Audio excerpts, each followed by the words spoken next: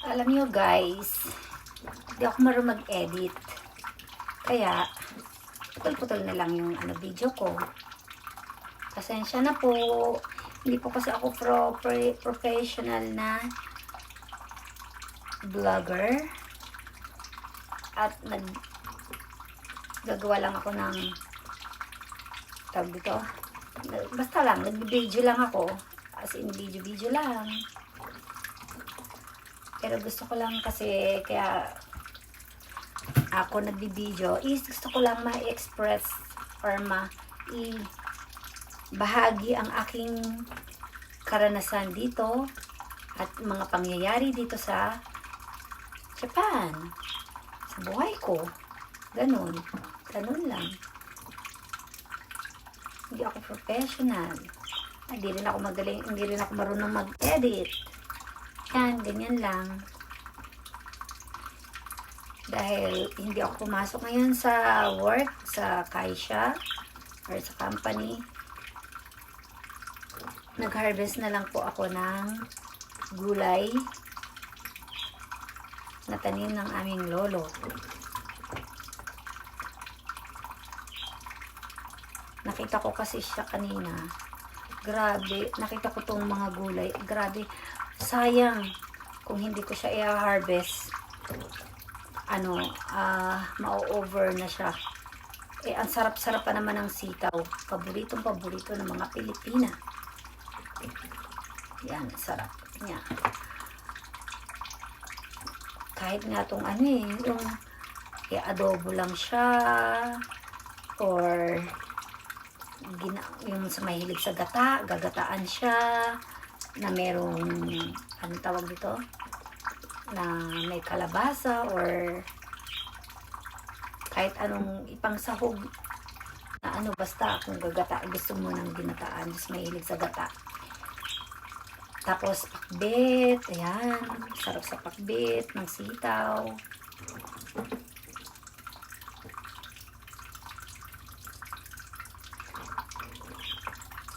Pero ako kung pakbet kasi syempre ang daming gulay, no? Masustansya sa katawan natin.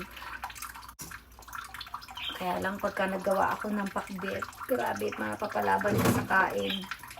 Ayun lang, nagda-diet ako. Diet ng diet, hindi naman pumapayat. Oh my God, bakit naman? Nagda-diet pero hindi pumapayat.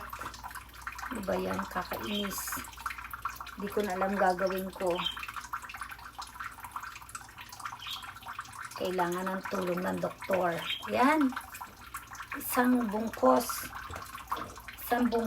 na sitaw. Oh, diba? Pang-apat na bungkos na to, ha?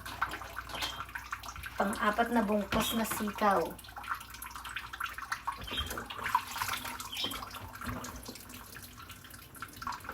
Bubungkos ko siya kasi mamaya pag nagluto ako ng ulam, iniisip ko pa kung anong gagawin ko eh. Kung anong luto ang gagawin ko sa sitaw. Pero parang magpapakbit siguro ako. Kasi kulang na lang ay kalabasa. May okra na kasi, tapos mayroong talong, may ampalaya, isa. Gigisa ko na lang sana yung ampalaya eh. Pero huwag na lang. Gamitin na lang natin sa panakbit. Ipapakbit ko na lang siya later. Nagasan ko lang itong mga gulay.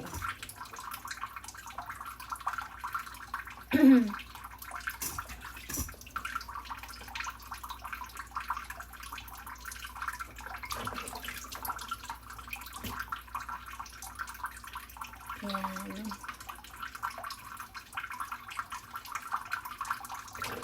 Maiba nga pala tayo guys.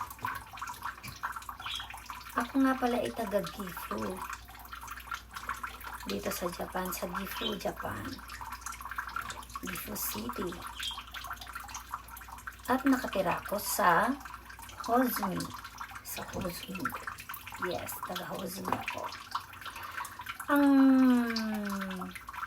Ang aking sinilangang bayan